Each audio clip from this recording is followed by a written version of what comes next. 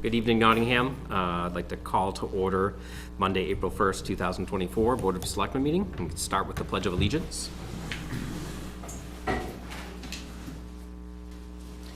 I pledge allegiance to the flag of the United States of America and to the republic for which it stands, one nation, under God, indivisible, with liberty and justice for all.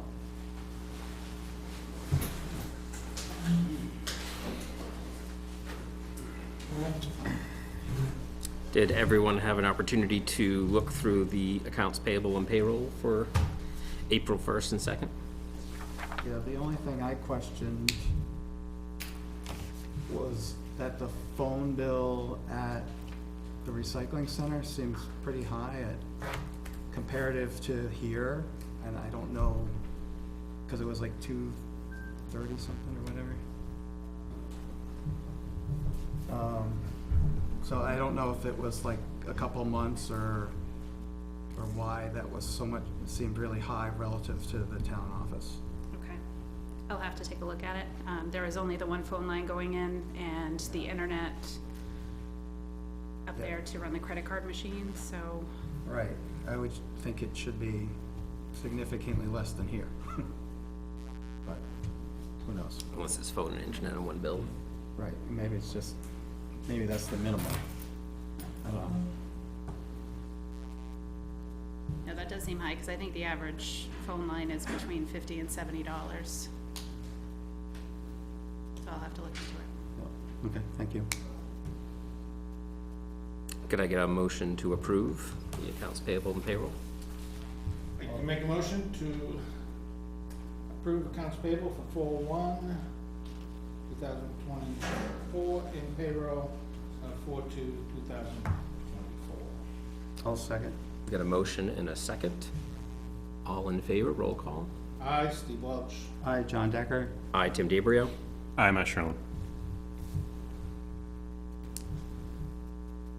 And then we've got meeting minutes from March 4th, March 18th, March 20th. Correct. The March 4th got carried over because we didn't have a quorum without you here to Right. approve them, so. I didn't see anything that needed to be changed. So did anybody see anything that needed to be changed? With that, We're gonna do just the 4th because I'm gonna abstain from the 18th, so. all right, sounds good. Make a motion to approve the Nottingham Select Board meeting minutes from 3/4/2024. Motion made by Matt Sherlin, Second that. seconded by Steve Welch. Roll call. Steve Welch, abstain. Oh, I have to abstain too. No, that's We wait till John's still- back. That's right, too. 1, 2, yeah, that's right. Steve I was wasn't here. searching down more. I thought John would be here. All right, never mind. Still can't meet Table that those. quorum. So table is, okay. All right, so then the second one, I'll make a motion. Let's see, 1, 2, 3 of us are here. All right, make a motion to approve the meeting minutes for 3/18/2024. I have some changes to those. just Okay. Minor ones. So line 16, the roll call should be, or whatever, the vote should be 301. Same with on line 44, it should be 301. Line 97, she will have a lease, not at least.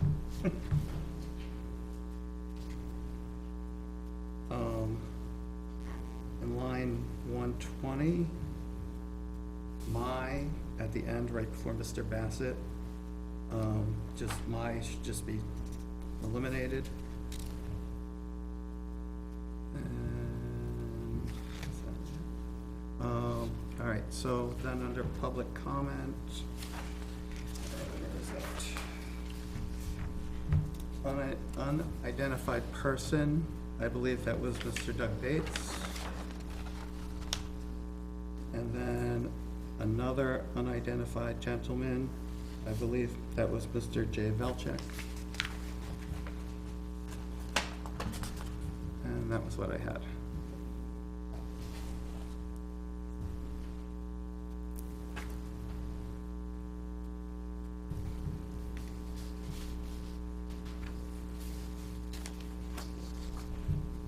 Anything else? That's what I had. Oh, yeah, I don't. Matt, would you like to make a motion to approve them as amended? Yep, make a motion to approve the select board meeting minutes from 3/18/2024 as amended. I'll second. Motion made by Matt Sherlin, seconded by John Decker. Aye, Steve Welch. Aye, John Decker. I abstain. I'm Matt Sherlin.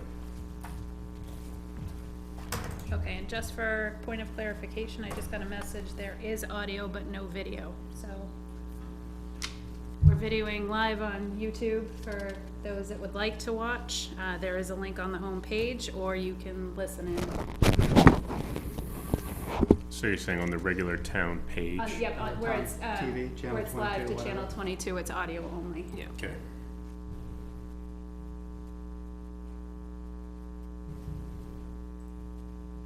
Well, at least I can hear. All right. Roll call is very important right now. I did not have an opportunity to review the select board work session meeting minutes. Neither did I. Okay. All right, So can we hold off on those for the next meeting? sure. And then how about the non-public meeting minutes from March 4th? We will not have a quorum for that. Those were tabled from last meeting as well. Okay. Yep. And then,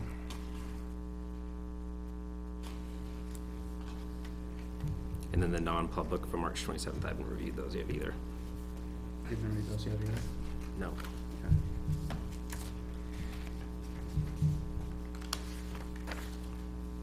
do you want to wait, or Yeah. they're pretty short? All right, we'll table it till next time. So that goes minutes. Okay, on to reports from assigned boards and committees. I'll start with budget. We've got a meeting on Thursday, April 18th at 7 PM to review some meeting minutes and then review anybody that's interested in taking on the one-year budget committee position that's open with John Decker coming on the select board and vacating that position. So anybody that's interested can email Mike Kelly, the budget committee chair currently, and let him know your interest, and then show up at that meeting. Be prepared to talk for a few minutes about why you think you would be a good fit for the position. And then the committee will vote at that point on the person to serve in that role. John's not here for planning board. Did anybody attend the walkthrough? I'm sorry, go ahead. No, go ahead, sorry. The walkthrough at the, or was that, no, that was before the last meeting. I wasn't at that, so. A walkthrough for what? For the new property that's being built. Subdivision that's being Oh, proposed. no, I think John did. Okay, We talked about that at the last. yeah, okay. Yeah. Did you have something, John? I was gonna say that I'm assigned to CIP. Am I the one that's responsible for setting those up or what? I know that, Yes. okay. Well, it's technically belongs to the planning board. We made the decision this past. To keep it under the Board of Selectmen. Yeah. Alright, so that's fine, I can do that, I just, You can change it. uh, You can change it this year on the CIP. no, it's fine if the select board owns it. So we'll need to get reps from the different people. Yeah, and so I think that's what the budget committee is going to be doing at that meeting too, is kind of filtering out the reps, and then the school board. I think they did that this week at their meeting, the same thing, so, And the planning board will have to as well, because Charlene Anderson's no longer on it. yeah. Alright, so will you hear who the people are and then, Yes, yep, Provide I can them to reach out me? to the various boards and just let them know that they need to make sure that they appoint their liaison to the CIP, and then we can do a formation meeting. okay, perfect. And then we did talk last year, the people that were on the committee, about starting to meet earlier, like July timeframe. Right, So, yeah, I mean, it makes sense, so, yeah. okay. So that's the CIP report then. Thank you, John. Ellen, the town administrator report. Okay, I have a lot of action items for you tonight. The first is, it was in the folder but was not acknowledged at the last meeting. There is a motion request to appoint Matt Curry as the fire warden. And I believe it had already been signed in the signature file, but we never actually put it through the meeting minutes, so I wanted to make sure that that got acknowledged. And then to follow up on that, he has the appointment for the deputy fire wardens beneath to be approved. That's in the signature file.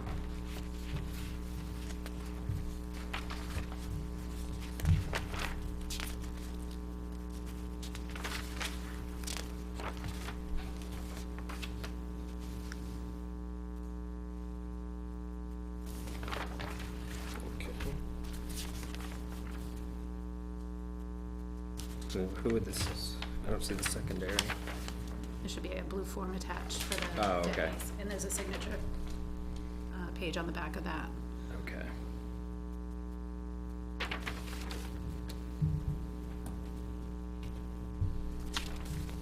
Do you want to go through and, You can read them. And then give me the first, I'll do. so this is the one first. just for Yep. Matt, yep. All right. Make sure. I'm sorry? No, Matt Curry for the fire warden. That's it. For right now, just wait. All right, I make a motion to appoint Matt Curry as the fire warden for the town of Nottingham. I'll second. Motion made by Matt Sherlin, seconded by John Decker. Aye, Steve Welch. Aye, John Decker. Aye, Tim DeBrio. I'm Matt Sherlin. All right, and then I make a motion.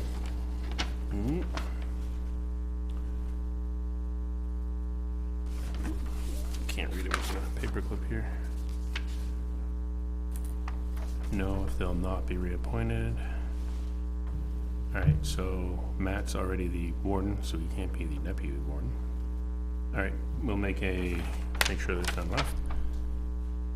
Chair, can you read who was not reappointed, please? Sure, Mr. Chair. Mr. Chair. Well, Vice Chair stepping in for Mr. Right. No, top one's obviously Curry. Not reappointed would be Sandra Vilchuk, Jeremy Lavoy, Jay Vilchuk. Those are the three names, not being reappointed. All right, I make a motion to appoint to the position of Deputy Fire Warden of Jack W. Myers, Mark Peterson, and Kyle Kustra. Second that. Motion made by Matt Sherlin, seconded by Steve Welch. Roll call. Aye, Steve Welch. Aye, John Decker. Aye, Tim DeBrio. Aye, Matt Sherlin. And let me keep this back with the signature form. Flip. Put those back. Okay, also in the signature file, there are 3 requests for reappointment. The first 2 are alternate library trustees for a 1-year term for Allison Friend Gray and Karen Quinn. Both of these come with recommendation from the existing library trustees. And then the third is Kristen Lamb to the Conservation Commission. At the last meeting, when we were going through and doing the reappointments for Sam Demerit and Mary Colvarn, I believe what was that? There were 3. There was 3, and then Susan Mooney. We noticed that Kristen Lamb, her term had expired in 2022 with no formal reappointment, so it would be to reappoint her for the remainder of the term, which would go through 2025. So I just like motions on those as well. All right, I'll make a motion to approve the appointment of Allison Friend Gray as an alternate library trustee for a 1-year term. Second. Motion made by Matt Sherlin, seconded by Steve Welch. Aye, Steve Welch. Aye, John Decker. Aye, Tim DeBrio. I'm Matt Sherlin. And then I'll make a motion to approve the reappointment of Karen Quinn as an alternate library trustee for a 1-year term. Second. Motion made by Matt Sherlin, seconded by Steve Welch. Roll call. Aye, Steve Welch. Aye, John Decker. Aye, Tim DeBrio. I'm Matt Sherlin. Make a motion to approve the reappointment of Kristen Lamb to the Conservation Commission to finish out her term to expire in 2025. Second. Motion made by Matt Sherlin, seconded by Steve Welch. Aye, Steve Welch. Aye, John Decker. Aye, Tim DeBrio. I'm Matt Sherlin.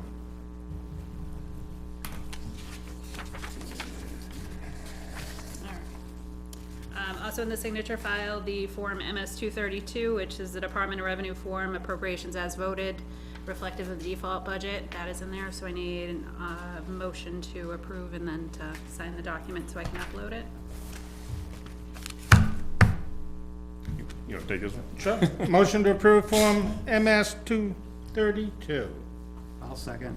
Motion made by Steve Welch, seconded by John Decker. Roll call. Aye, Steve Welch. Hi, John Decker. Aye, Tim DeBrio. I'm not sure. All right. An update on the Eagle Scout project being completed by Benjamin Bartlett.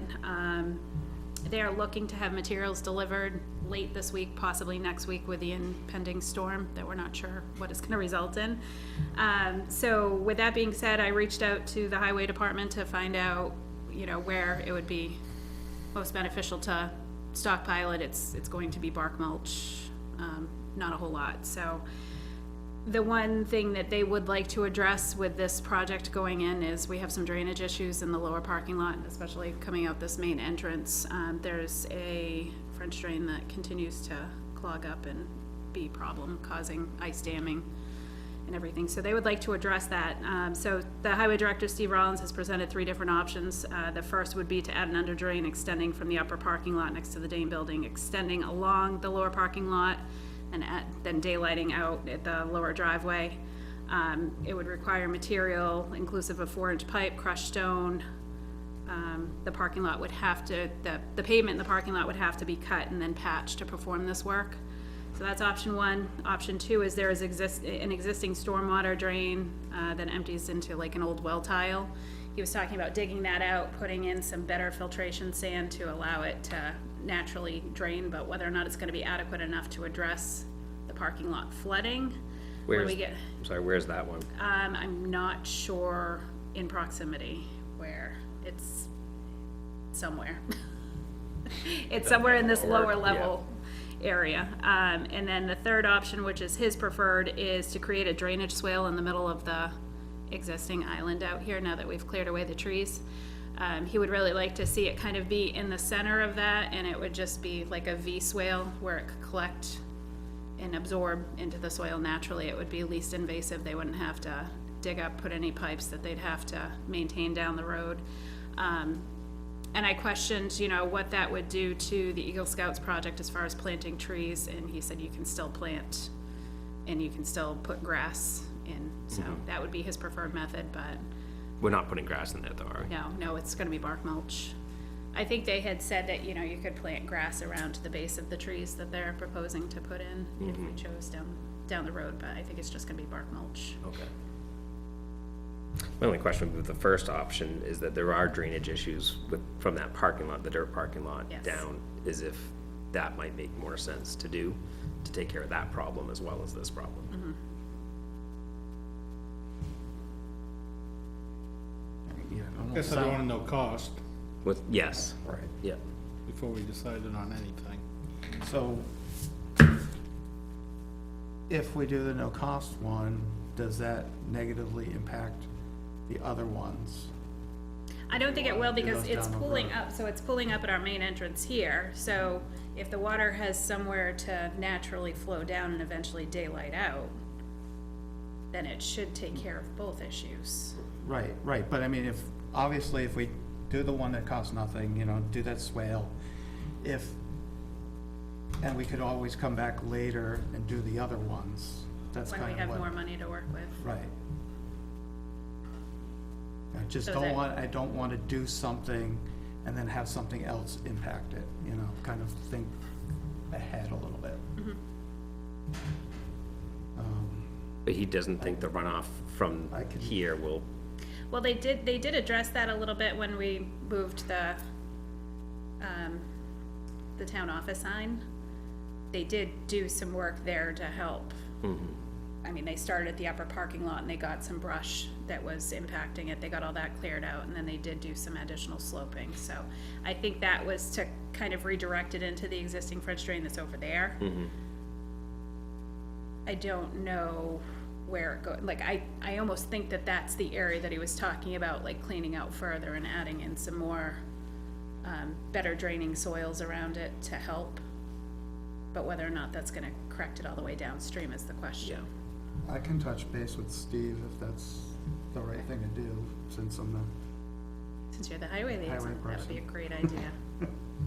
So this was just something that he was bouncing around just in light of the material being delivered in the next week or two. He would really like to do that before the Eagle Scout gets working. So it is something that in the next couple of days they could, if we went with the drainage swale option, it was something that they could get done hopefully before the storm comes Yeah, in. I think we could probably agree that that would be the way to start, at least. Right, yeah, we gotta get the That water makes off the sense. pavement, and Right. then we're not destroying the Right. pavement by everybody going Right. through it, which is another maintenance item, so. Okay. So, and then I'll I'll chat with you to So figure we'll have out to do that tomorrow. how to talk to Steve. Just some general information, the lease agreement with Emmy's Porta Potties was executed last Monday. They did sign the 1-year agreement, so that goes into effect as soon as the current one expires, so I believe it's from May 1st to April 30th of next year. The lease agreement that I had drafted up with Bodett and Sons is still under review, so that's not ready for execution yet, so I'm not gonna request permission to execute that until I know that he's had a chance to review it. The safety policy review's been completed by Primex, minimal recommendations. The one thing that really stood out was the fact that, we had it noted that we were gonna do biannual inspections of all the buildings. We actually do them once a year. So just to make that correction, we have those starting in April of this year. The Joint Loss Management Committee has an entire day set aside, 2 days, I believe, the first 2 meetings, to make sure that we touch all the buildings and go over all the safety issues. It will be, it is done annually, but the draft safety policy that we had in place was stating that we do them biannually. So other than that, I mean, there were some other, there was more policies that she had provided just for review, as well as some key points from the New Hampshire Department of Labor requirements for Joint Loss Committee's oversight that she thought should be incorporated in there, so I would say that we're still in draft stage until we can get those incorporated, and I wanna put them before the Joint Loss Safety Committee, since they're the ones that developed the policy. Does the whole committee visit each building, like as a group, or? Yep. They do? It's a field trip day. But it gives a lot of different perspectives, especially people that don't work in certain areas. It's a fresh set of eyes on the building, or the area that we're inspecting. And then to address one of the topics that came up at last week's work session, we're talking about a personnel policy change. Right now, the way that it's written, it states that anything over 45 hours is paid at overtime, and that became a situation that was brought up just before I came on board last year, where the fire department was working 48 hours, so 3 hours of overtime was being paid on that. The fire department's actually working through a scheduling change now, which would eliminate the need for the overtime. They're working on a 42-hour shift schedule. I think the information had been emailed to you. So I don't see a need of us updating that portion of the personnel policy at this time. And then lastly, there was correspondence that came in. Do you have So questions? how do we need to fix that so that we don't have this problem? The But we issue. don't have to really address it today, Right. because there's probably a lot to research. There is. The biggest issue with it is when you're in an emergency personnel, I mean, technically their overtime calculation is different, but because I believe, and I wasn't here for the part of the discussion, but I believe the interim town administrator was advised, or he had knowledge, that anytime it differs from the Department of Labor standards and it's outlined in the personnel policy, that is what's going to prevail if there's ever an issue, so that's why it became an issue, and he had at that point directed payroll to be processed with the 3 hours of overtime. Yeah, I need to understand it better. We're gonna have to do a little bit of history. There was a lot of correspondence that went back and forth, and it was put out to the department heads, and it was addressed before the Board of Selectmen, and the decision was made to change the policy at a later date. So, all right, it's not something we have to worry about. But it's tonight. not something that we have to worry about at this time, because they've worked through the scheduling, so that overtime won't be an issue right now. Okay. And then going back to the last regular meeting, there was a request for questions to come in to the Board of Selectmen, 3 business days in advance. There were questions that came in for a few residents, a lot of which I was able to respond to on my own, so I've copied you on those responses, and if anything comes up, then you're more than welcome to add into that, or if there is follow-up that comes from the public, you have that information available to you. Specifically, there were emails that came in from Linda, I'm sorry, I can't pronounce your last name, is it Prajadni?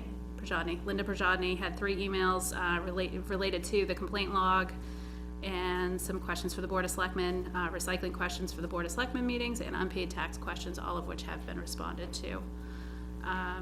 In addition to that, there was an email from Jay Vilchok regarding the fiscal year 2024 Article 2. That has not been responded to yet, as well as there was 3 additional emails that came in from Jay Vilchok Jr. Regarding the Board of Selectmen's timeline that they issued in July of 2023, and another one regarding elected officials using personal email address for town business. So I don't know if I have a response to the first 2, so I'm not sure what, it was a statement that seemed like number 17. Okay. No, I'm sorry, number 16. But in regards to the email piece, why doesn't the planning board, the budget committee members have a Nottingham Gov email address? The only thing that I can think of is because I think we're only allotted so many without having to pay for them individually, and because of the membership change. To be honest with you, I don't know. I mean, it's the way that a lot of towns, I'm sure it's a financial reason, and which is why I set up a separate Google account for myself that is just like Nottingham town stuff.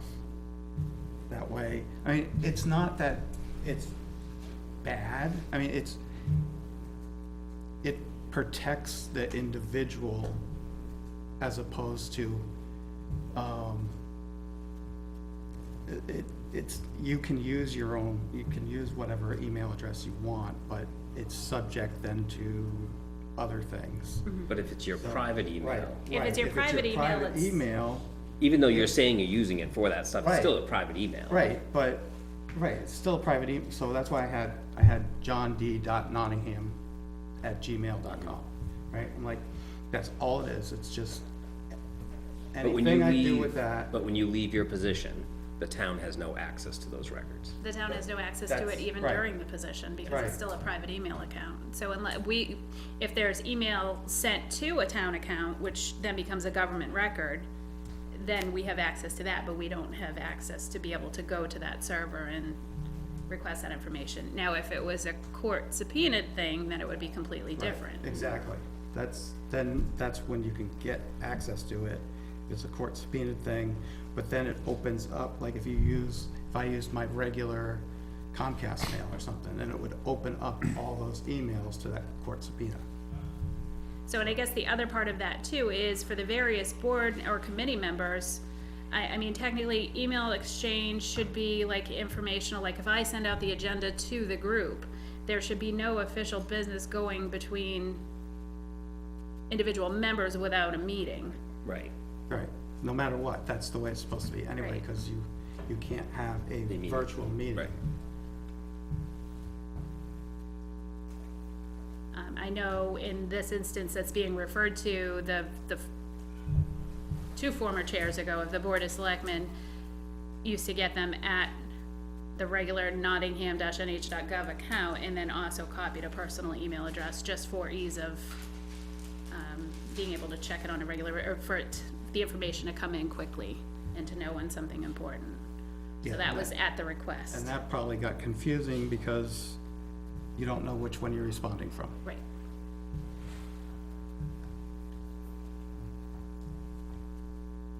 I just So had the question, because I know I looked up on different town websites, some I- have, each I am member has one, happy some to don't. I am happy to investigate if there is a cost for, creating a new email address for each board and With committee member, but that it's Microsoft, going I'm to sure be, it's- it's going to be at, the discretion of the person using it too. To use And it. because we have assigned them before and they have not been utilized, certain members. Some just choose to use their personal, so. I mean, I guess we can lead a horse to water, we can't make them drink. Mhm.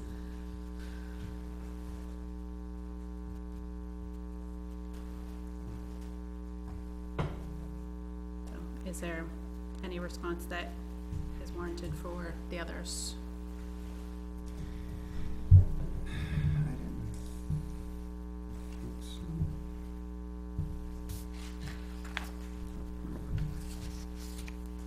Well, the first one states about, special meeting, which is not happening, so it doesn't warrant a response. Still sticking with the default budget.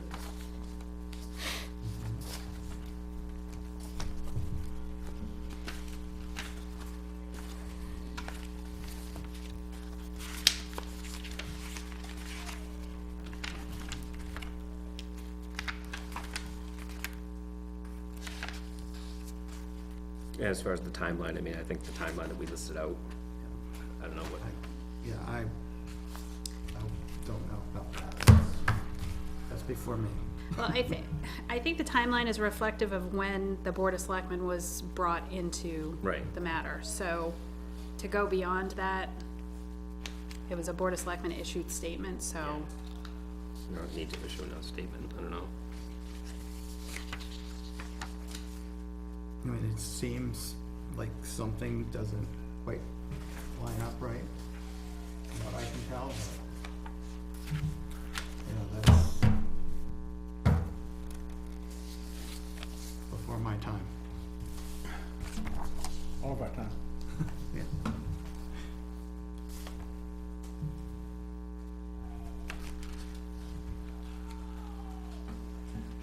And then the other one, question about redaction.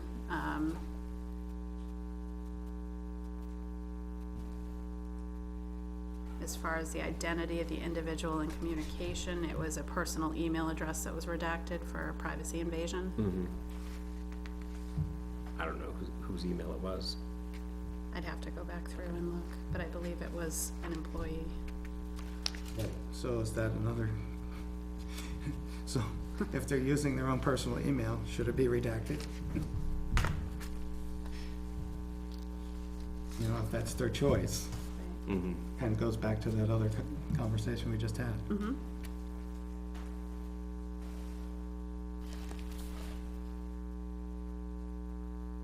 Yeah, so if you could let us know what the name was that was redacted, if you can look Okay. into that.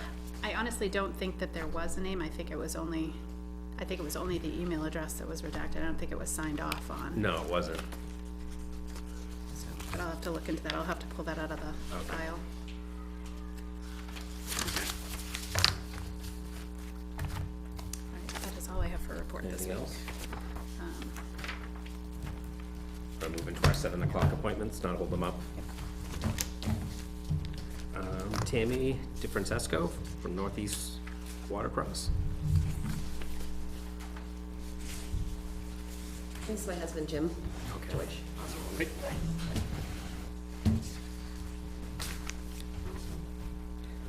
So did anybody have, I wasn't here at the last meeting, but I knew there were some questions in regards to the event. Yeah, so we did ask for the application to be split into the Which you did. three I did, individual yeah, I events. did that. And right, we got them emailed to us. And then you had questions about the amount of people. I only put on there what we were zoned for. We never have more than 400 or 500 people there at a time. And that's the bracelets. We count the bracelets. We don't take them off when they leave. Nobody stays for the whole entire day. People come in and then they'll leave. Some people only stay for the very beginning. Some people stay for the afternoon. And most of the spectators that come are for either racers, friends, and family. It hasn't gotten any bigger. Yep. I think one of the concerns was the number of vendors. There's only 2 on my application. Okay. Yeah, that- and right now, we only have, we have a coffee vendor, and we have 1 vendor on a Sunday each, the first 2 events so far. We're still looking for another food vendor, so it's not gonna be the Deerfield Fair, like John thought. Right, and that's kind of what, Especially now we have Domino's, if they wanna eat, they can probably just order. So, So we live there, we live on the property. I don't know if you guys ever really got a chance to see the site plan, but we don't wanna have that many people there. I've wanted to stop in, but it's just never worked out and to be convenient for me. But yeah, no, I know it was probably confusing because I put just 1,500, be safe for the porta potties and all that. Never has that been that many people. Not even the first event, right after COVID. And that's when we probably had the most amount of people, when we weren't zoned for it yet and hadn't gone to court and hadn't gone through all that whole stuff. So no, it's not getting any bigger and we don't want it to get bigger. Yeah, I think, right, I think the biggest concern was the number of vendors, just to make sure that that was Yeah, done. because they don't have any more, they don't need the peddler's license anymore, but we still have to give Dale, food license. So he will always know how many's there. Since then, I did get an ice cream truck that said that she wanted to come, so she's gonna send me her for the kids. But that's all pretty much prepackaged stuff, and they do make soft serve, so she'll give me her food license for that. That's all for now. And then as far as the EMS services, it says, Yeah, we have them all set up. it is all set? Yep. Okay. We were gonna try to use Nottingham because, we wanna give them the business, but they couldn't accommodate it last year, so we just, hired the other company and said if they can accommodate, if their new ambulance comes in and they have the staff to provide it, then we'll use them. But I mean, honestly, like when you guys were saying last week that, or last meeting, that it's a huge money-making event, it's really not. After paying for the EMS, after paying for the police, after paying for the insurance for the races, which I think is like $2,500 just for the one weekend.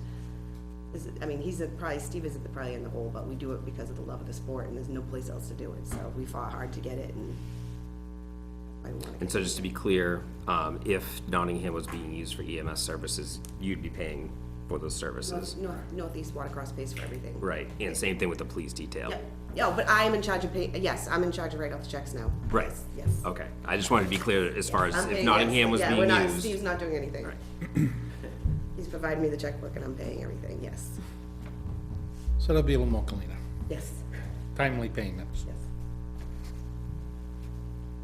And, one other question you guys asked is, why we needed to schedule all three, because, so everybody, people on the lake, everybody that's coming, even the races, and they have other schedules to race in, so that's the only reason why we have to do them all up front.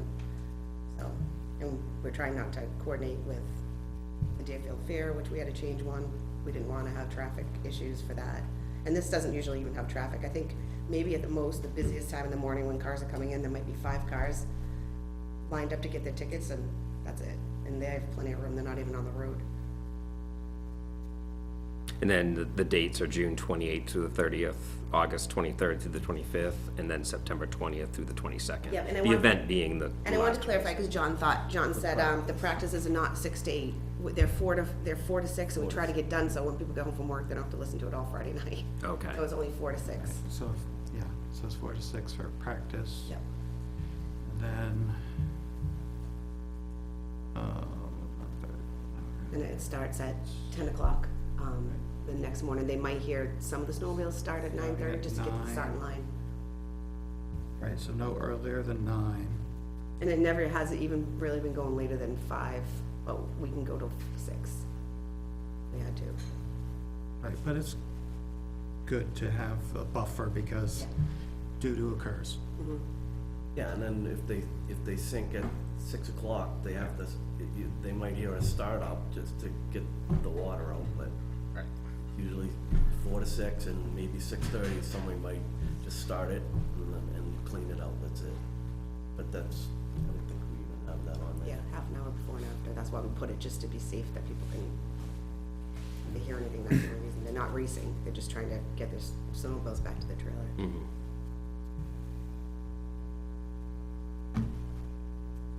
What do we need? Any other questions? I think Ellen can just sign this. I don't think we have to vote on I think it it. was just, the main reason was it was a brand new board.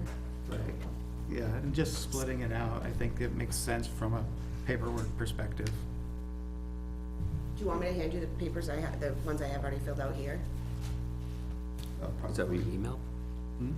I think, yeah, those are the ones that you provided to us with email, right? Yeah. If you have extra copies, if not, then we can Yeah, just no, I'll just, do an official signed copy.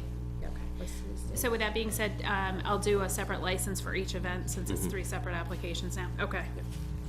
There's a question if you could take it. What's that? There's a question if you care to take it.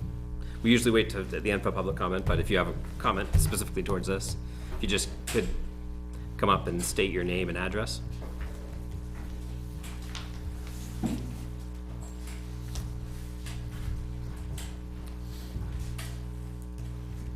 Hi, my name's Nate Burnitz. I live at 205 Raymond Road. I apologize. I understand that there's not a public hearing right now. I'll be quick. But I understand that the variance or whatever is getting signed right now before the chance for public comment. Is that correct? No, it's a special event license. Is that getting signed right now? No, the application is getting signed. The license will have to be prepared and then I can sign off on it, yes. Okay. Would now be an appropriate time to speak about the event, or should I wait? It's up to the chair. If you want to wait, wait until public comment, I Sure. think that would make sense, because. Thank you. Okay, you're welcome. Any other questions from? Yeah. I think we're good. Thank you for coming in, appreciate it. Yeah.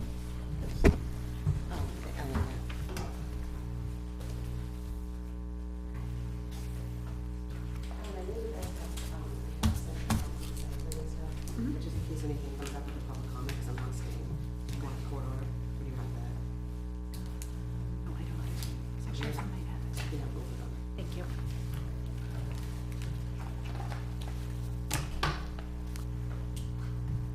Mr. Gonzalez?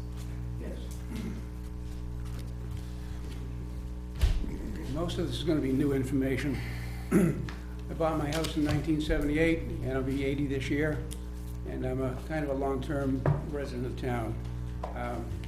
Because we've had 4 other meetings, if we need to get together, I need to get together with you, John, to go over some of the old information, we'll work on that. Today I want to talk about salt dumping on Kelsey East and West Lanes. We had evidence or a testimony on the 28th of February by Ty Thompson that the salt was so deep she couldn't walk her dogs on it. I measured it beyond a 1/4 inch deep for most of the West Lane. The numbers of the well test, I had many of them done, shot right up into the 200s. So we've got a well problem on West Lane, East Lane rather, and my road, which is West Lane. So that's what we're gonna talk about today, is salt dumping. Okay, on the 10th of March, the time changes with the spring ahead. I'm watching my TV at late in the night, and all of a sudden I hear a truck backing up on my road. Temperature at midnight was 35 degrees, raining like heck. 36 degrees at 1:45 in the morning. And so anyway, I start walking down to the end of the house. My garage lights are on because I was curious if the town was going to be putting more salt down. And of course they were, in the heavy rain.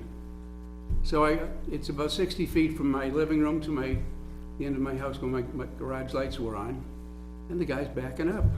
And he's throwing out what looks like pure salt all the way down at about 6 or 7 miles an hour. Because I have to go 60 feet, he has to go 120 feet, and we started at the same time. And I don't walk that fast. Anyway, he backs all the way down very slowly, all the way to the end of West Lane, stops, and then proceeds very slowly back up. Heavy rain, salt, at 1:45 in the morning when nobody's supposed to be up and catching them. So, as a matter of fact, Ellen witnessed a little bit of my discussion with Steve Rollins, the head of the highway department. So anyway, that's the second salt dumping that I've witnessed, and he wanted proof. The next morning I went out to find out, Ellen told me it was gonna be 2 parts sand, 1 part salt, as the normal, mix for these days. There's no sand on the road. What happens is that I get so much sand in my driveway and tracked into my house that I actually sweep the road and then blow it off every time they come down, so that I don't track everything into my driveway on the flat spot. So I go out there in the morning on the 10th, and there's no sand. I see a couple of little rocks up in my driveway because they're using the wrong equipment again. The salting equipment is throwing the salt 10 feet beyond on both sides of the road. So they're wasting a lot of salt, not to mention it's in the pouring rain at 36 degrees. So it really aggravated me, and I'm gonna be in high speed to get my well situation taken care of now. do want to take a polygraph if we end up going to court, because there was a gentleman there, Steve Rollins, that was not exactly forthcoming on anything. We did find out the driver's name was Mark. I want to meet with him, or have him meet with the board to explain his actions. It was a complete waste of salt. The neighbors agree. And the stuff just washed off into where our wells are. My well's about 30 feet from the roadway surface. You throw another 10 feet in, he's throwing it up 10 feet from my well.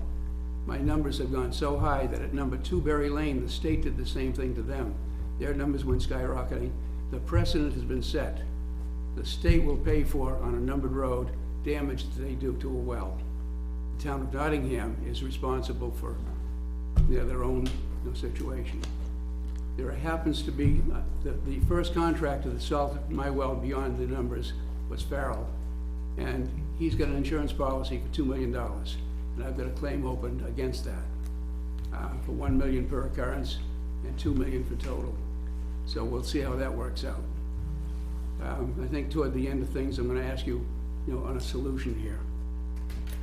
But anyway, I'm very upset with the town wasting their money, and that should have been paid for by the driver or whoever directed him to make that delivery. There was no rain, no ice in sight at all. It was just pure vicious, and it was negligent to the gross degree. So the next morning, I come out, no sand, I'm not happy.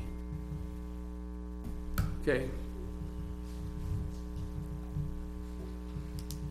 My first test, I was 44 points higher than I was before on my chloride levels, because I'm a regular over to 29 Hazen Drive in Concord as far as testing. I test my property. I've got one out on Smoke Street right now that we're waiting for.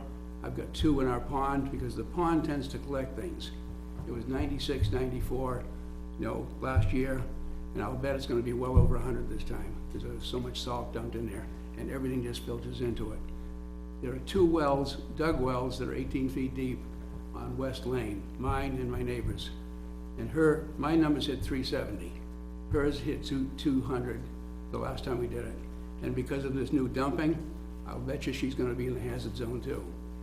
I hate to say it, but if we don't get this thing solved and stay under the numbers, and the numbers I'm not happy with. Toxicity to plants starts at 70 milligrams per liter. At 370, my garden has been killed.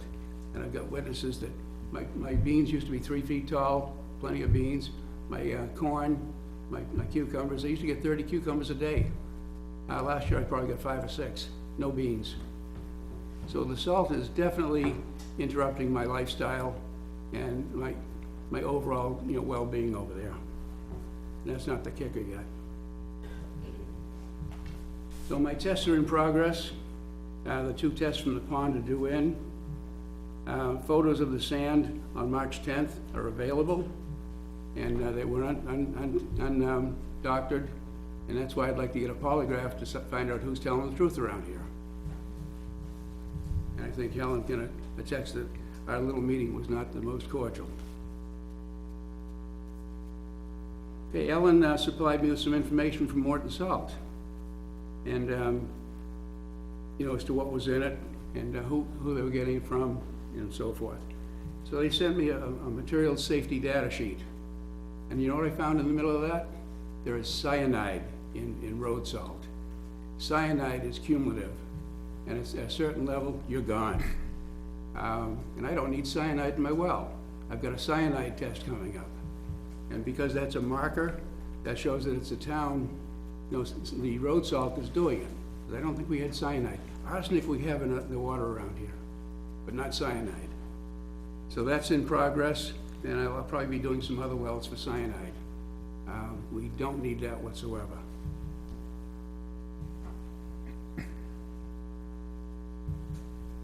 We've been charting the results for the neighbors. Right now, there are 3 wells that I would say are in jeopardy, and we have a position to put a common well in, ain't gonna be cheap, especially with the town situation. But if we work together and go after the contractors, it's gonna change everything. If I have to sue the town, good luck, guys.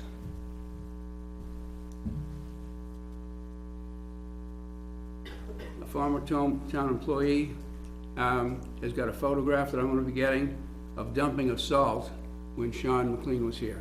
A whole truckload of salt just dumped. So I'm gonna be getting that photograph here pretty soon. I'd also like to have you take a look at RSA 231.81. That's RSA 231.81. It's a Camp Road winter maintenance program. And it's something that I'd like to evaluate for doing on Kelsey East and West Lanes, so that they don't come down with the salt, continue to contaminate our property. Oh, by the way, on March 13th of last year, they put up nice little signs, low salt area. Then they come down and they bury us with salt. Again, I'm not impressed. I think the gross negligence that's involved here is beyond reproach, especially in a jury trial. The Romans had lead pipes. They didn't know. It's like the cyanide and with the road salt. We're facing the same thing. We don't know at this point. We have just cut the arsenic level in half from what it was.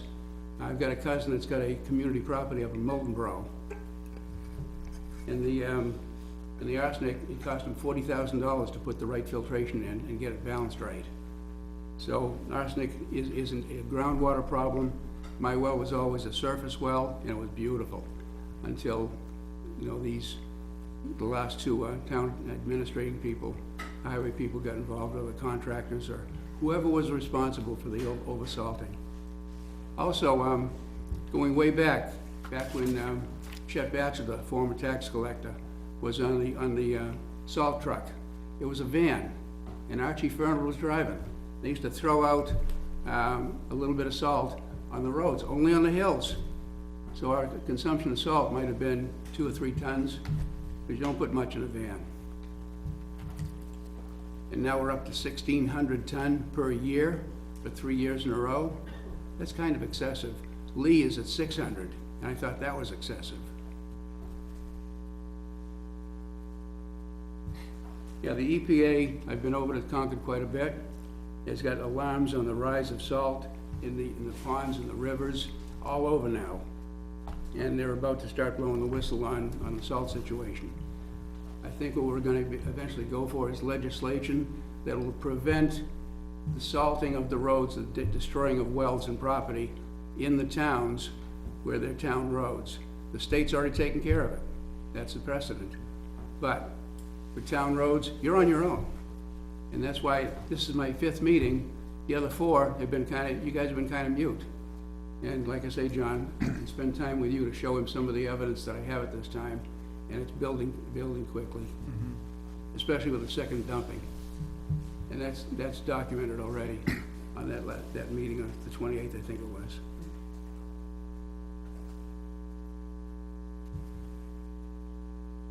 Okay, I've talked to Deerfield, I've talked to Sandwich, I've talked to a lot of town highway departments.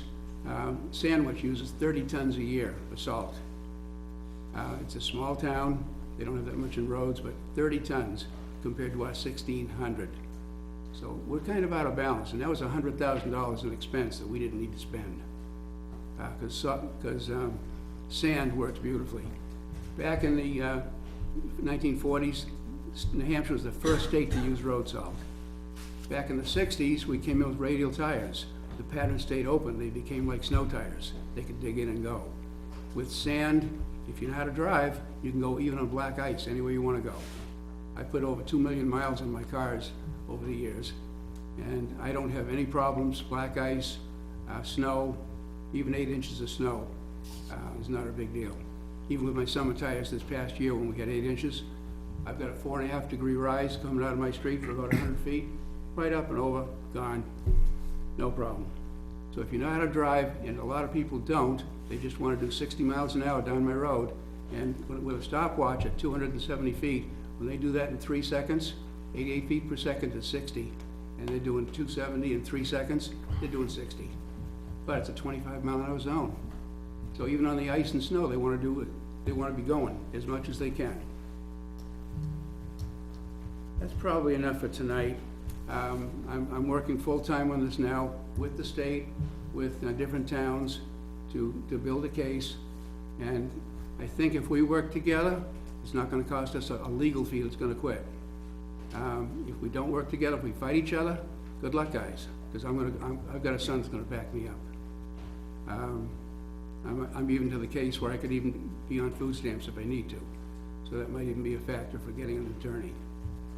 So that's probably the nut. If you can That's a goal. share the information, any information that you have for well tests and stuff, and share that with Ellen so she can. I have. She's already got it. No, I'm talking more updated. Updated, it's coming in. Yeah, because we have all, I mean, I can share all of the, we can share all the information with John from last year. Okay. But I've expanded my well testing to Smoke Street, on the other side of East Lane. You know, anywhere that I think there's a problem. And I found that my next door neighbor's at 16 milligrams per liter, and I'm at 370. Ouch. With the salt. So there's something just not right here. And I'm looking to take action. And I know you got a real crunch on the money side of it. If we go after the contractors that did it, which I believe are the 2 contractors that were involved, which means Deerfield, Sand and Gravel, and Farrell, we might be able to bail out of this thing without killing the budget. That's what I have to tell you this evening, and we'll be in touch real soon. At least I'll be in touch with Ellen. Thank you. Thank you very much, gentlemen. Yeah, thank you.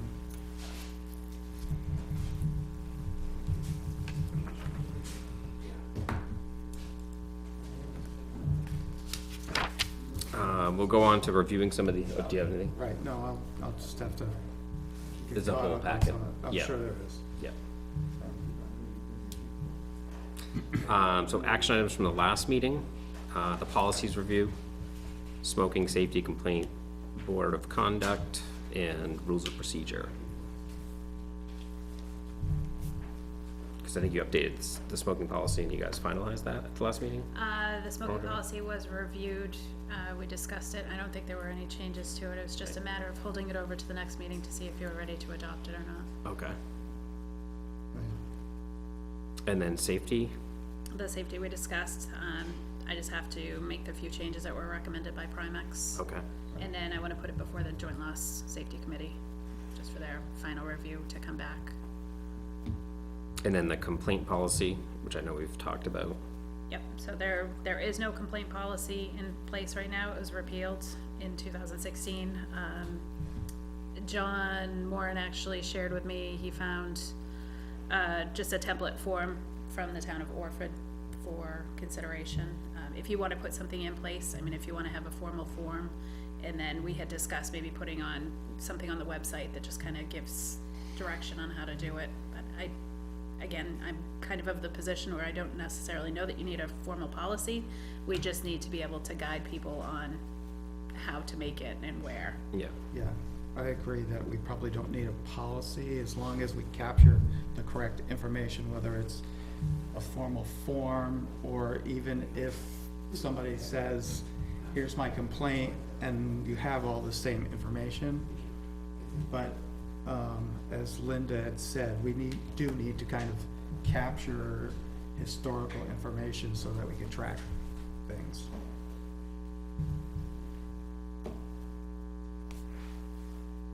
So maybe even keeping it in an electronic folder. Right, Yeah. so a folder, some kind of, Yeah. a database or whatever, but, And part of what came through on the emails that we discussed in my report, Linda had drafted up a spreadsheet for tracking, which I think would be pretty helpful.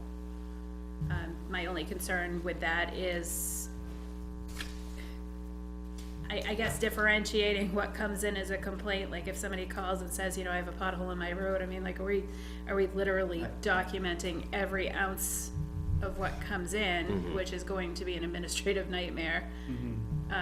But, I mean, we loosely do it now. If somebody comes in, we have like a highway tracking spreadsheet that we, just so like Betsy and I aren't giving redundant information to the highway director, that way we can at least know who.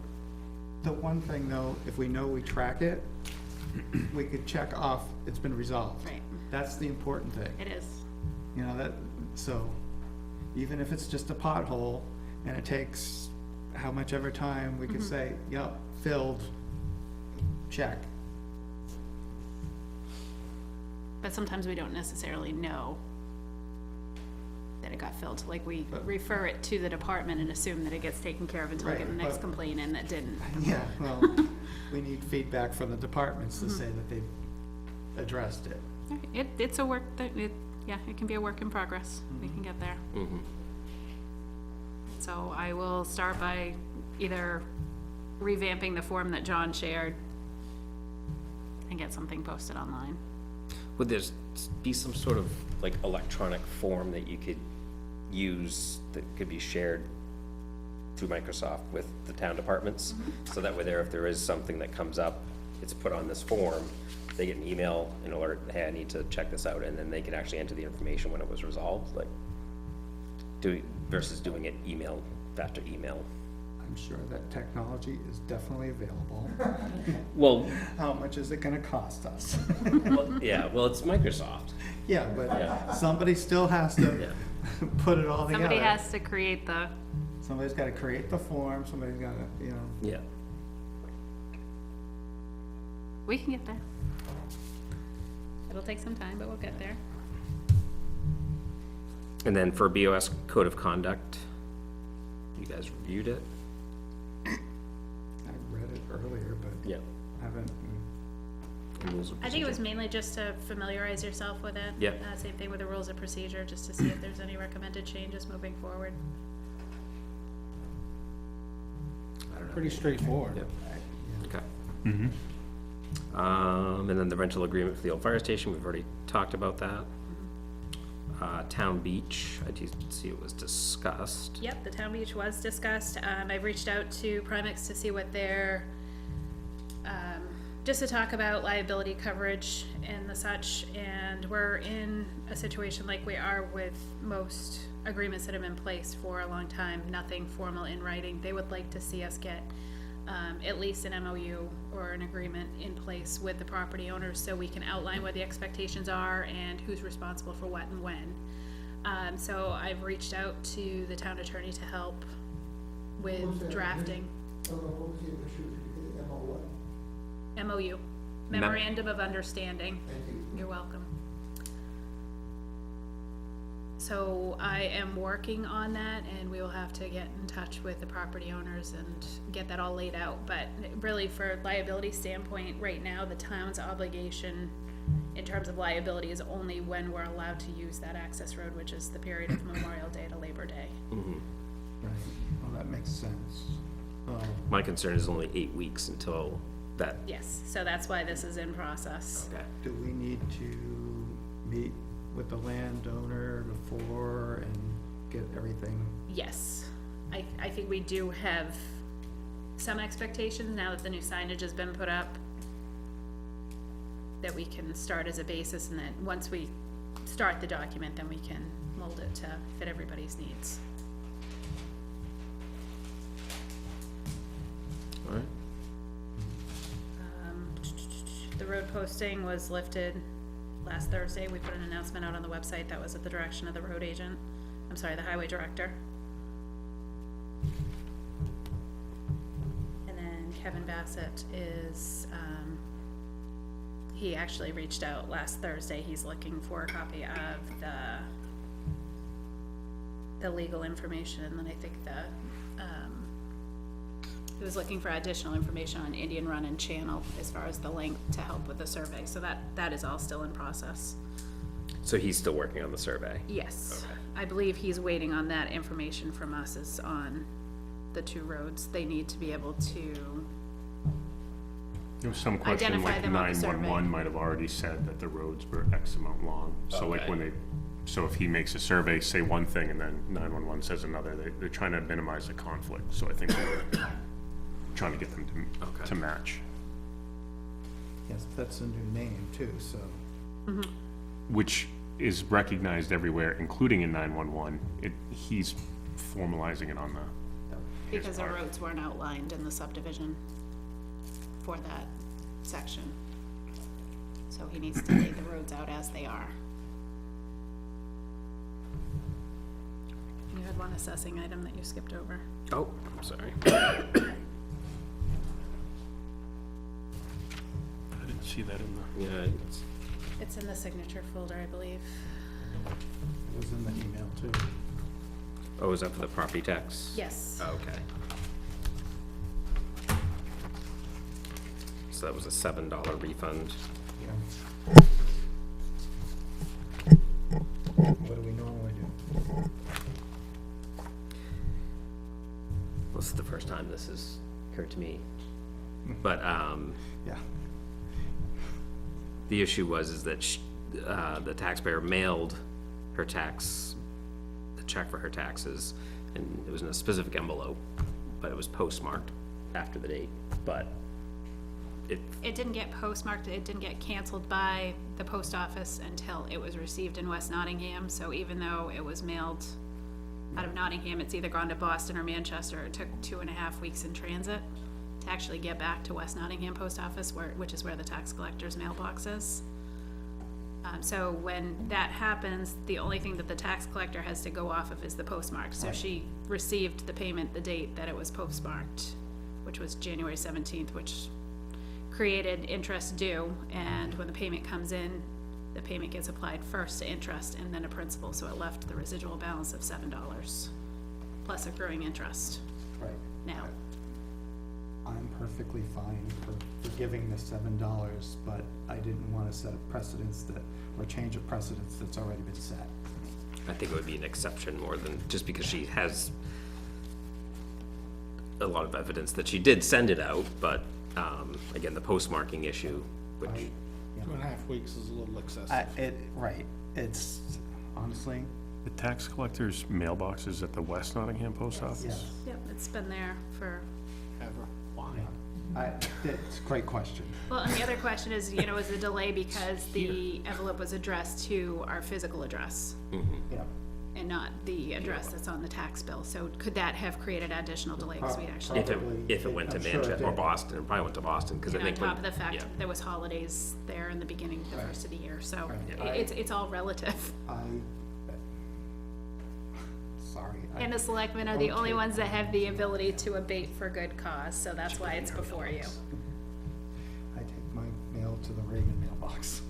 It's a Raymond post office. It's closer for you. Well, it is close. Still doesn't No, make it's not the sense. same. Why is it's not, so the rest of the town mail goes to this post office, but Correct. just the tax collector goes down there? Correct. Did one originally live at that end of town or something, or just? They did. I believe Yeah, so. yeah. Yes. So And I think it still works for the current Yes, tax okay. collector as well. But ain't broke. why does But it the actually building's go here. to a whole separate mailbox anyway instead of the? Because the tax collector is responsible for the receipt of the tax payments, so it's a control thing. Okay, it's a control thing. Okay, so that makes sense. Okay. Since it has to be a control thing. Not a control by the person, a control by the position. Control by, right. I understood that. Even if it came down here, it'd have to have separate. Yeah, Right, absolutely. yeah, because I was gonna say, if we could just eliminate a post office box, that would save us $6 a year. Okay, now I guess I understand why it goes down there, It used but to be just, 6, huh? I could see how that, $82 for a post office box now? Guess it's been a while since I ran to the post office. yeah, it definitely sounds like there's some circumstances there, why it doesn't just come here. I've been told that, mail now goes from Nottingham to Boston rather than Manchester. Not, I don't think not that's- yet, Right. Yeah, Will we? maybe, maybe. That's So up, crazy. that's up to the federal government. right. They've talked about closing, it's a potential to close Manchester. Wow.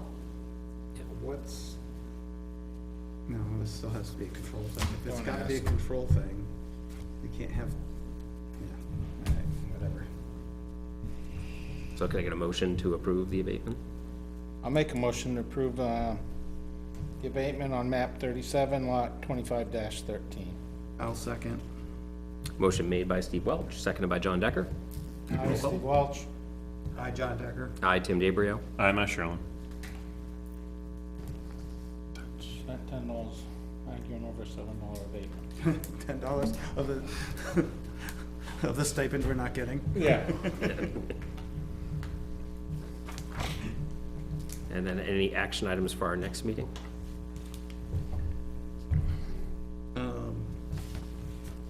Do we need to talk about the well stuff? Or know, that was kinda like a statement, and then he kinda just walked out. So I don't know what he's expecting next. I think Mr. he's waiting, so he's waiting for the results from his recent well testing that he had done. I think the most recent results that we have were from August of last year. Okay, And I think maybe one of the neighboring properties submitted a well test in October, so I mean, we can bring those all back out for review. well, I To did speak it- speak with Okay. Steve Rollins on this, actually, he was correct. Steve just happened to be in the office when he stopped in one day last week, and Steve was standing his ground that the only property, or the only areas that are receiving full salt treatment are here and at the fire department, just because they're public safety buildings. The rest of it, even the subcontracted trucks, are all grabbing from the same mix. So that's where, it was a dead-end conversation, because Steve was saying, no, it's this way, and Frank was saying, no, it was 100% salt application. So they were agreeing that they were gonna disagree. And I don't know, I guess I do question the salt application. I mean, we've only, based on the research that I provided to Mr. Gonzalez, we've only purchased, I think, 517 ton of salt as of when I pulled the invoices, and that was through the middle of February. We did estimate, based on the prior year consumption, approximately 1,600 ton to purchase, just to be able to lock into the state contracted price, but I mean, we're not near that. I do know that we're dwindling down because they're trying to empty the shed so that they can do some repairs to the. But he said we're gonna have some left over for next season from what he's got right Yes, now. yes. Depending upon what happens on Wednesday. So I do think that, you can see a pattern that there has been a significant amount of salt use this year, but we've also had different winter weather conditions than we've had in years past too, so. I know a few seasons ago that we had a ton of salt dumped on our road. And Dee called and,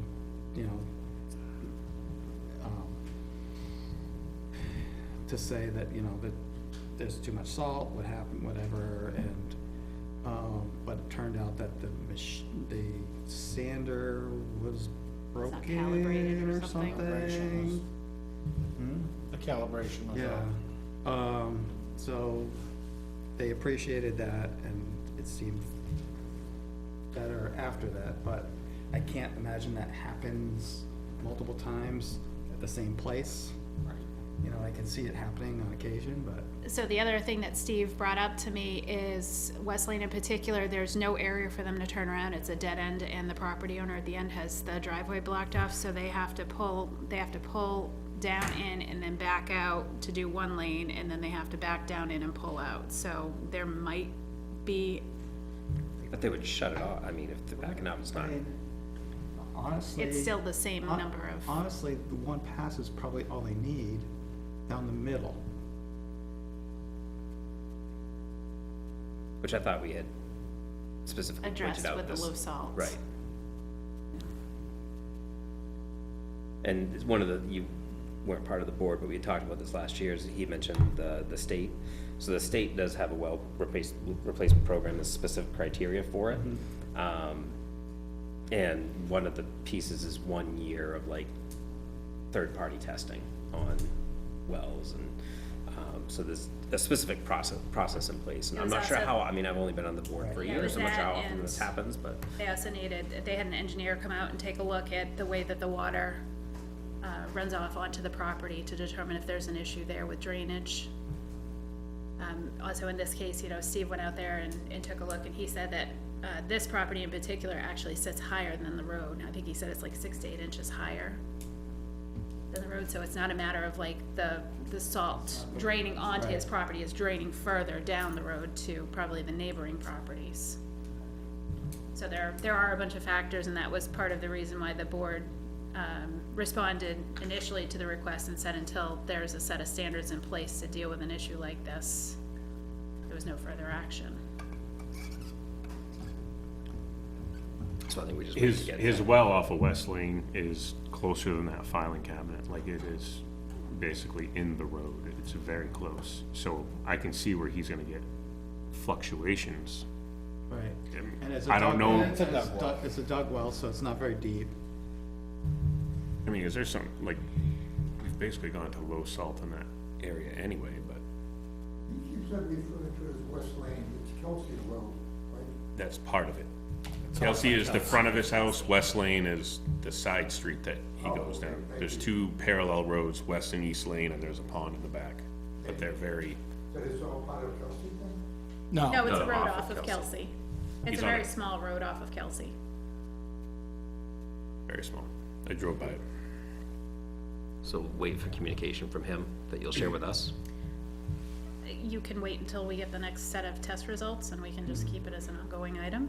So some of the other things, like, do we know of any other town that has developed their own or mirrored any type of policy like this, or like a well replacement or testing, or I'm not. at aware minimum, of it would any have to match the state where a third party does it, like we don't know what he's doing to rinse his bottles out if a test comes back high and then he takes another sample, like, is he using the same bottle, like, sure, he's trying to make it, but there's a, you know, there's a set of how many times a bottle can be reused or what it needs to undergo for cleaning before you could take another sample from, so it's hard to just have the person that's complaining saying, this is what I got for a test, to say, okay, is that valid or not? So, for the state program, it's a third party, neither person gets it, and then somebody else says, this is how we're testing, when we're testing. We need to at least have some sort of baseline to look at if we can even, or if other towns are doing this, or if they're deferring to the state, or what's happening. I had tried looking it up last year. I couldn't find anything town specific, but again, there's a lot of towns in New I Hampshire, can so put it it, could I be. have a listserv that I can put it out to and just see if there's any towns that have experienced this. Okay. No, that'd be helpful. Yeah. It's tough if you're the first town trying to do it too, like, or even figure out how to take it on. Before we move on to public comment, one of the other things that, we had talked about, or there was a communication, was about the community newsletter and what we want to do after our last budget workshop. And I don't know if we still have time to do so, because their deadline was 5 PM tonight, but I can Yeah. see if there's any flexibility in that.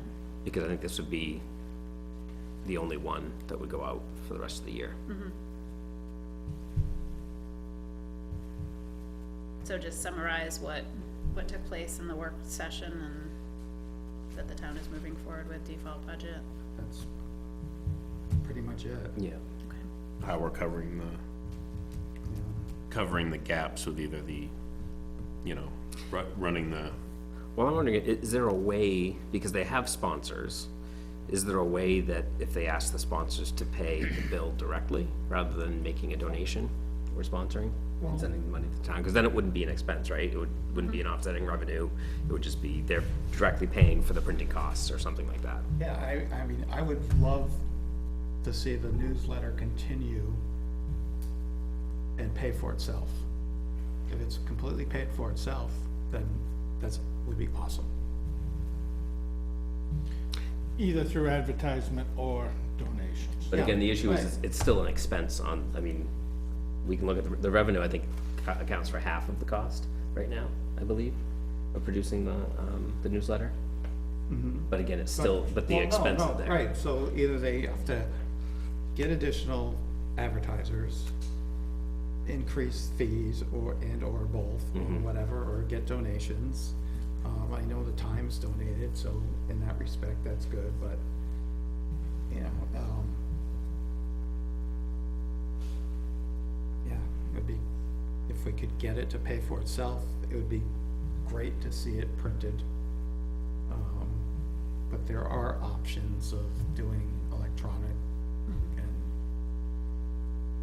And I mean, which doesn't cost mailing. right, and they wouldn't need the paper. sponsors necessarily, I mean, Well, that you was one of still the need, issues. you still need some, but you could probably do an online thing with no advertising, if it's just a PDF thing. And just having the volunteers run it, you know, that, do you really even, you know, I mean, yeah, it would be great to have some advertising, but is it even necessary, or it's definitely less necessary? But for this year, it's still an expense that we can't afford. So even if the revenue's there, if they got double the Yeah. revenue. Yeah.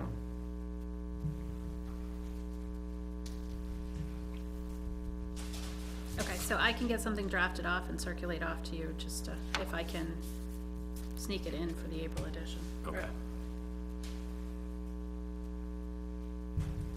Thank you. We'll look for something early tomorrow morning. Of course, before I go to bed At tonight. 2 o'clock in the morning, Yes, you like that. like on Saturday. I can just say I give you special dispensation, give you a couple of days. Thank you. I didn't realize Charlotte was there. I thought you were just playing, she's sitting right there. So now we'll open up the meeting to public comment. Again, if you'd like to come up, state your name and address, and then you've got about 3 minutes to make your comment. Anybody want to come up?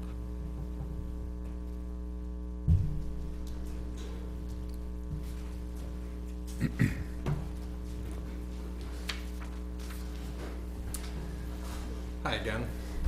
I'm Nate Burnitz, 205 Raymond Road. This is my wife, Jenny Burnitz, same address.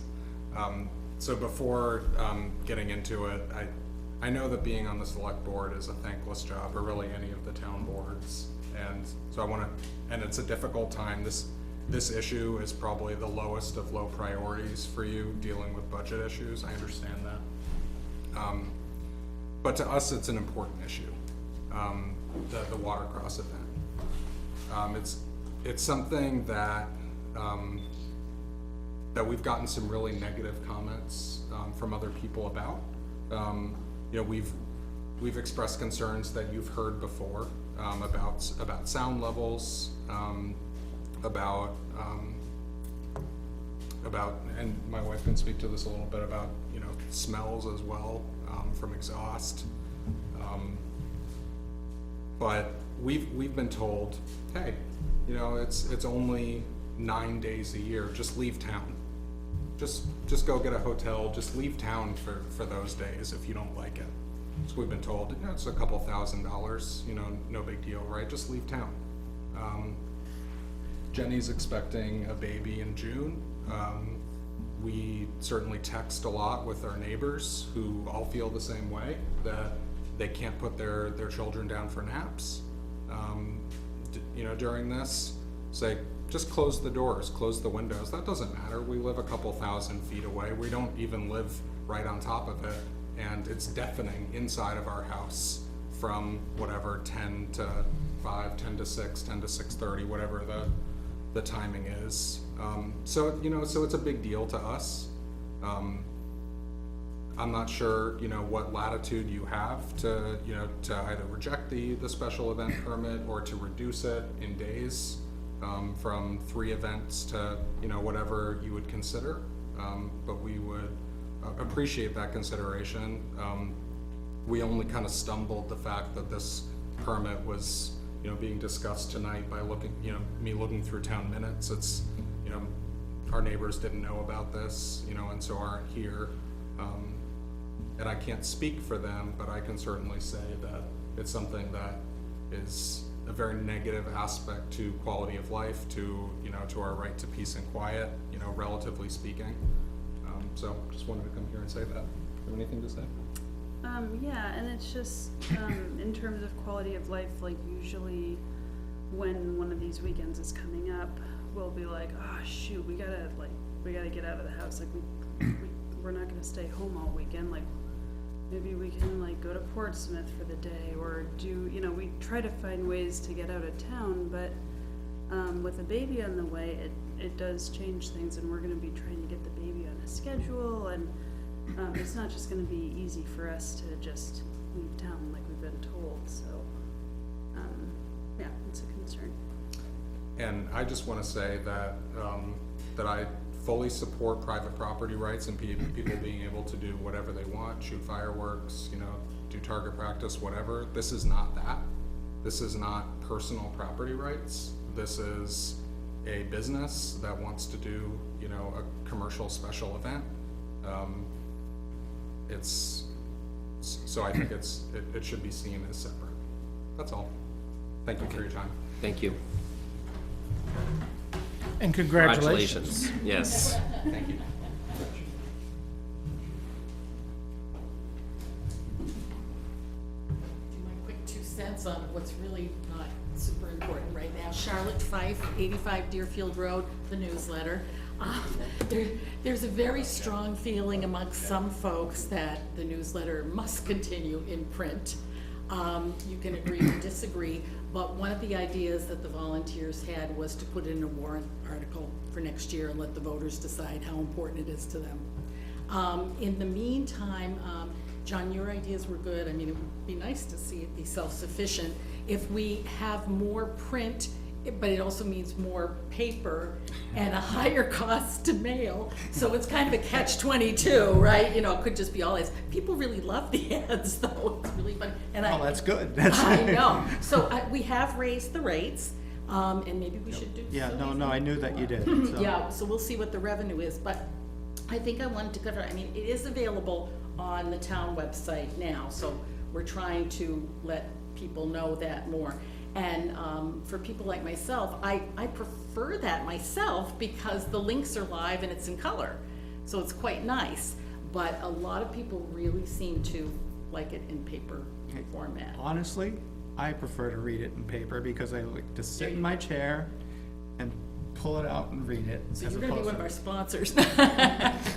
So I, you know, we understand what it is, but I guess I wanted to clarify, we're really not sure, we are putting out, the next issue, but we're not sure right now where we stand for money. It's a little bit different every time, so I guess I would just ask Ellen, when you get a chance, just, you know, give me the up-to-date financials, and, we will. Do that. We actually addressed it. We had earmarked it as an area to go back and investigate for further reduction, and then we never did. We didn't. It's a watch And I item. didn't mention it. It's a watch item. Yeah. Yeah, it was a watch item, but, so, And of course, we've already spent some of the money Right. that's in that line item. Yeah, we haven't changed it yet, but we did mark it as something that. sometimes it's we- easier to answer the question when it comes up rather than delay it for future, so let me go right to it. I think it So stayed at as 4. of, it's earmarked for $4,000, But we've already, of which you've expended 2,703. there you go. Okay, that's probably enough for, One more. One newsletter. yeah. So we'll put something then in the newsletter about that, and you will need to go to, some of the, so I think it's gonna cause a little kerfluffle, but as far as I'm concerned, we're all in the same boat, and we will do our best to just get it up on the website and. And then the warrant article you're thinking would be to have that separate warrant article for like $7,000 or $8,000 Yeah. to fund the, Yeah, going whatever forward. we- Too bad you and- couldn't do a subscription, Oh, boy, yeah, but that would but take. that's all different. Oh, yeah, and then you're talking about technology and record keeping that's. And paying the This credit old card lady. fee. And then the postage gets funky and. Yeah, it's Yeah, a I mess. mean, it's, yeah, that would be great, but that's for better minds than mine, that's for sure. That is a real magazine. Right. Yeah, yeah, so this little hometown thing, you know, has grown increasingly expensive, and even though we are bringing in revenue, yeah. Not it's enough. in another line item. Exactly, so thank you very much again. Thank you, Sean.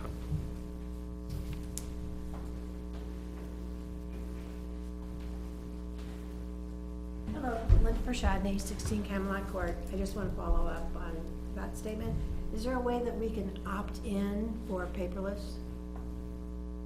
I don't think so because. Can we install a way to they- opt in for paperless? I think that's don't something understand. the, I think because it's It's- posted on the website, as soon as the publication's made available, I mean, they can go there at any time, they don't necessarily need to opt in. But it's mailed, But it's always mailed to me. bulk mail, so it's like all Nottingham residents, so it's not like, It would be It- twice as expensive right. to do the mailing individually. Right. yeah. because you get a discount on the mailing. It sounds like it would be a good idea. Right, too. right. It- Yeah, it- yeah. yeah, it sounds great, But but- unfortunately, they. It's all or nothing. Yeah. Okay, so that's why I can't opt in for paperless for the tax invoice, like I know in No, the you last. can. Well, You you can can. do that, but those are mailed Only if independently. I pay online, will they let me opt in for paperless? The only way you can sign up for paperless, looking at the website or our page, is that you have to pay your bill online, and once you pay your bill online, then you can opt in for paperless. But to pay your bill online, you have to pay an extra expense for your credit card. So that Well, that's doesn't make sense, ridiculous. and I'm not gonna do it, so. It's ridiculous, I don't blame you. I signed up and I didn't have, I don't know, can you look into that? I will look into that. If you can tell me a way, I'll do it, because Okay. I looked all different ways online, and I couldn't find a way to do it, so, that way. All right, thank you. Thank you. Did you sign it? Paperless? Yeah. Honestly, I have no, I don't think so. Okay. But I don't do that. David, I don't- That's not my department. Anybody else for public comment?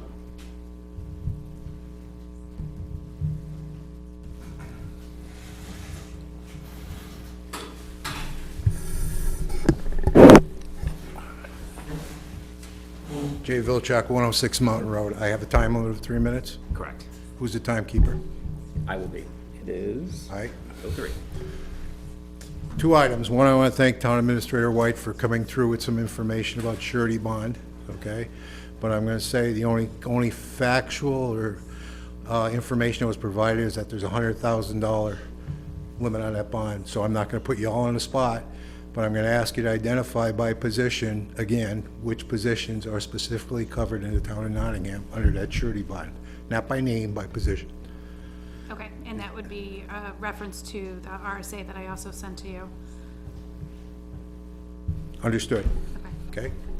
Number 2 is March 2022. Mr. Moran, Board of Selectmen, Mr. Decker, Budget Committee. The town voters approved warrant Article 5, I believe it was, which increased the staffing in the fire department to 6 full-time members to cover 24/7, 6 days a week. I'm going to ask, and I don't want to put you on the spot, but for clarity and communication purposes, could the board at the next meeting identify how a 42-hour schedule is going to cover that scheduling? I think the schedule is still being finalized right now, right? Yeah. Okay? Thank you.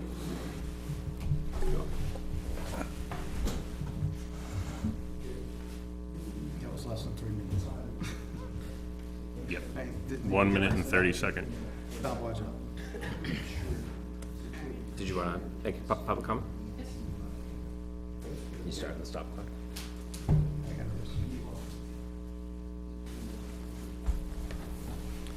Sandra Vilchak, 106 Mountain Road. First thing is a kind of a question statement. Is there a problem with having a mailbox at the end of the driveway here so that the mail service can deliver directly to the community center instead of having to pay for 2 different mailboxes in 2 different locations? That's a great kind of question. what I was thinking of, but the then I was tax like, all right, collector. if we have 2 mailboxes, you know, because if the tax collector has to have a separate one, Yeah, Well, but we wouldn't- could wouldn't even they- have a bank of multiple boxes. I guess we could do it like they do at apartment buildings. Yes. We could probably do that, if, I know that when I lived like so close to the post office, they wouldn't deliver. That was years ago. I don't know if that's still a thing anymore.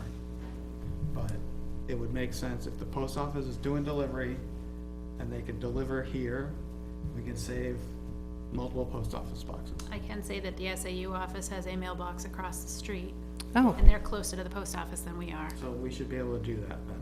I would only, where we hear the reports of people losing stuff in the mail, now we're adding an extra person, maybe for the tax collector one. I'd hate to be like, well, I mailed it in, and then it disappears.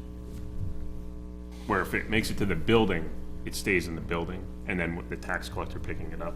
Right, but if it's like a locked mailbox, like an apartment building, where you have to use the key. I'm just saying when people, sometimes I get stuff for a different address or just, it's a very good idea because I don't understand why the ones down there in West Nottingham, it just adds another layer that somebody's taxing. Could end up someplace else. Ends up into the post office, then the post office has to correctly get it into the vehicle, and the vehicle has to correctly get it here. We've added 2 other steps where before it just has to make it into a mailbox, and then the tax collector picks it up there. I'm only worried about the tax stuff, the rest of the mostly. How did you do it in your former town? Correspondences don't There were matter, separate mailboxes, one for the town, one for the tax But collector. a physical mailbox, not a PO box? so. No, not a physical mailbox, it was a PO box. Oh, okay. Yep, so- Other PO, just separate PO boxes. What did you say the cost per post office box was? I think it was $82 a year, was it? I Okay. pay $82 a year in Raymond. So Oh, it's, so I can't imagine it's any different than any yeah, other it's town. probably the same. Okay. Just went up this year. And who's going to look into this, and how soon can it be initiated? well, I think it would take a while to initiate, because you're talking about people that are probably mailing stuff to the PO box for the town, so you probably have to Right, you'd have run to- both for a period of time. Right, probably. Yeah, but who's going to Maybe look a into patch. this sooner than later? We'll ask Ellen to look Okay. into what other towns do and see legally what we're required to do. And see if the post office would even entertain it. But Right. I think that would Because be it's the a lot. best option, like John was saying, is to go with almost like an apartment style where you have the lock boxes for the individual. Like if we have, 3 of them, or 2, whatever it may be. Municipality, you might even be able to get them to walk in the building and hand deliver. That would be nice. And then perhaps you could even look into having the individual departments, like does highway get their own, does recycling get their own mail? Does the fire department get their own mail? That should come to the town. I would go to, well, I'm not sure why it would have to go to the town, but that's your decision. Yeah, so we'll look into it. Okay, I have another, it's more of a statement question, I guess, with regards to the New England Watercross. I have to commend them for being responsible, unless it is an obligation for them to run the event with an EMS service. I'm not sure, but absolutely, they should have somebody with qualifications and an ambulance on scene. And I believe they had mentioned they were either in the process or already have a contracted ambulance. They have They have a, contracted with them. who is that contract? I believe it was McGregor, wasn't it? No. No. That might have been the previous year. Do you have it there for you, Tim? Golden Cross? Okay. So they are sticking with them, because I also heard them say that, well, unless, we would like to give it to Nottingham because they're local, they're here, and now they have 2 ambulances. So I guess the question would be for them, if you have a contract and you break a contract, you're going to pay a price. So do they actually have this contract? Be aware before any paperwork is signed. I don't think she was saying she wanted to give it to Nottingham this year. I think she's saying years moving forward. Well, she's here. Can we ask her? She She's not just walked out. So she left. Okay, well, I would get that information verified before that occurs. They do have to And- provide proof of that before the event takes place. Okay, and is that just one ambulance? We'd have to, you can ask Okay, her to provide so the contract. because the other thing that is a concern is in the event that that ambulance has an emergency on the scene and is no longer there because they're transporting, what happens? Does that then default to the town of Nottingham? Because it's only fair to let the services that are necessary Ellen, you need. be provided. Hey, look at that, I need a battery. I think we're still good. We're Slow. good? Okay. What happened? The, She had to plug in the video because there was the Camera went out. I thought, We thought it did. okay. Do I have to repeat myself or no? No, No. It's still running. So that will be also yeah, we'll ask for the confirmed contract. Yep. with them? Okay, and my final statement question, I guess. You were mentioning emails regarding select board members, department heads, correct? So I imagine that John will be assigned, I do have one. you do have it? You do have one? Yeah. And where can I find those emails? It should be on the town website. Yep, it's right on the town website under Okay. the Board of Selectmen. You can direct link to it, but it's the first initial last name, so his is J. Decker at Nottingham. Okay, but it's there, because I'm not going to remember that. Okay, and what about other department heads? Other department heads should be posted on the website as well. And they are current? Yes. Okay, thank you. I'm almost certain they're current. I went through and did the board and committee membership, and I tried to make sure that we removed any people that were no longer with the town. So I will double check that, but for the most part, I think they're correct. Okay, so specifically, the current fire chief, his I'll email. have to look at that one, because I don't think I've touched the fire department's page. I do have, I have a list of updates. And how long has he been fire chief? He was appointed officially in February. I Okay. believe he is still using the same email address, or I just initiated a nottingham-nh.gov email address for him. So he has a current one. He does. I just initiated it today, I believe it was. I Okay. don't necessarily know that he is actively using it yet. But that is the expectation. That is the expectation, Okay. correct? Like if I mailed you Yes. TA at Nottingham, you would respond. If I mail John Decker, he's going to respond. In either department happen. Okay. Thank you.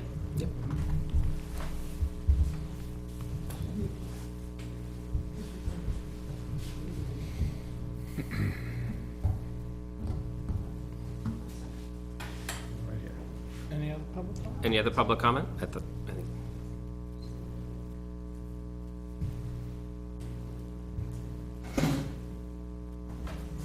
I'm Robin Marshall, 189 Old Turnpike Road. I'm sorry, can you speak louder? Sure. It's Robin Marshall, 189 Old Turnpike Road.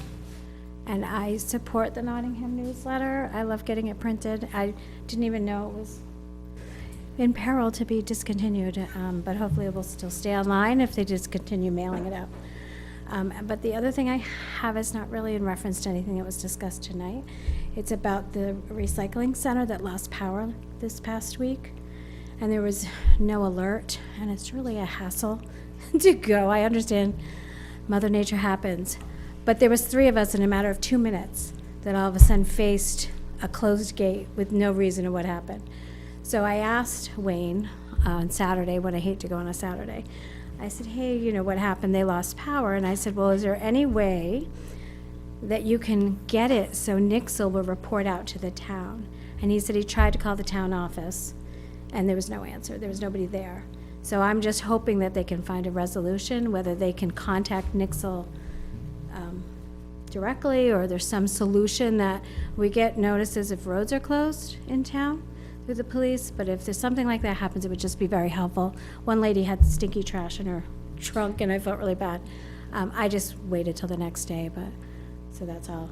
It's not really a complaint more than, can you help us? It is. No, we were made aware. Yeah, no, it's Complaint- terrible when that happens. I'm not complaining, I just, I'm saying, it's a pain in the butt. It's- yeah, it's, it Excuse my language. was, yeah, it was, and at Load least. it up, you go there, it's not open, you take it home. Yeah, It was but I love probably- the it was open like 2 Nixle. minutes The before. Nixle is so helpful. It is, and we did, I addressed that with Wayne, the supervisor over there this morning. So he had tried to contact the town office, we close at noon time, and he had tried to call at 2 o'clock, so unfortunately, so we've set up a protocol so he can contact, and we can at least get an announcement out on the website, and then I can let the police perfect. department know, because they do the Nixle alerts, so. Perfect. Unfortunately, it was an inconvenience on Friday, but we're hoping to correct it moving forward. No, I told him I'd come and I'd ask, so you didn't hopefully clear up the communication, so we all, Thank you. less complaints for them, I'm sure. Thanks, Rob.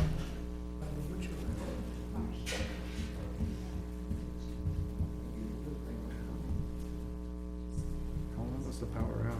That was a long one, right? It was, so they lost power and then they lost phase 3 power, so it was right around 2 o'clock. I think they waited around for about a half an hour and then shut the facility down. So I'm just looking for a point of clarification here with the town administrator. What I'm showing currently on the website for Matt Curry, all caps NFRD Chief, Nottingham C2 at Comcast.net. That's the prior email address that I believe he was using, Okay, so then you it will will be be- updated. Thank you. Correct. Any other public comment? And you needed a non-public? Yes, under A and B, please. A and B. All right, I'll make a motion to enter non-public per RSA 91-A:3, 2A and B. I'll second that. Motion made by Matt Sherlin, seconded by Steve Welch. Roll call. Aye, Steve Welch. Hi, John Decker. Aye, Tim DeBrio. I'm Matt Sherlin. We will come back out of non-public to officially close the meeting. Thank you, Nottingham. Lady